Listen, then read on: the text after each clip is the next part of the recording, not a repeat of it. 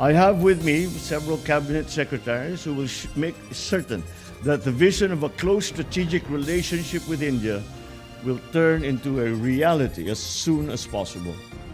Lalong pagpapatibay sa relasyon ng Pilipinas at India ang pangunahing pakay sa pagbisita ni Pangulong Ferdinand Marcos Jr. sa New Delhi. Sa kanyang pre-departure speech, inaasahan ng Pangulo ang potensyal na mga kasunduan na mabubuo sa pagitan ng dalawang bansa. Ilan dito ay may kaugnayan sa pamumuhunan, pang-agrikultura, kalusugan at iba pa. There is much potential for cooperation with India that will mutually benefit our peoples.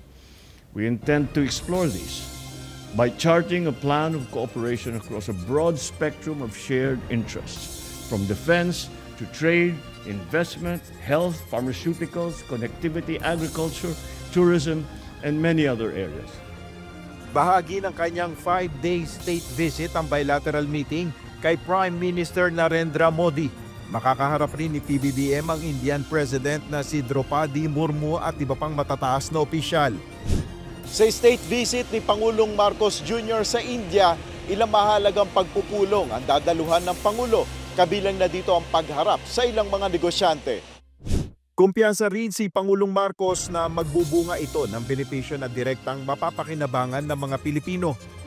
I will personally lead a business delegation to New Delhi and Bengaluru to meet with the captains of their industries, especially in the IT sector, to explore potential investment opportunities for both sides.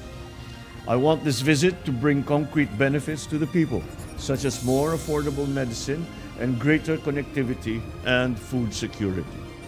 Sa unang araw ni PBBM sa India, makakaharap niya ang Filipino community sa New Delhi. Ang India ang itinuturing na ika-4 sa may pinakamalaking ekonomiya sa buong mundo. Habang nasa India si PBBM, magsisilbing caretaker ng bansa sina Executive Secretary Lucas Bersamin, Agrarian Reform Secretary Conrado Estrella III at Education Secretary Sani Angara. Nel Maribuho, UNTV News and Rescue, Diyos ang aming sandigan, serbisyo publiko ang aming pinahalagahan.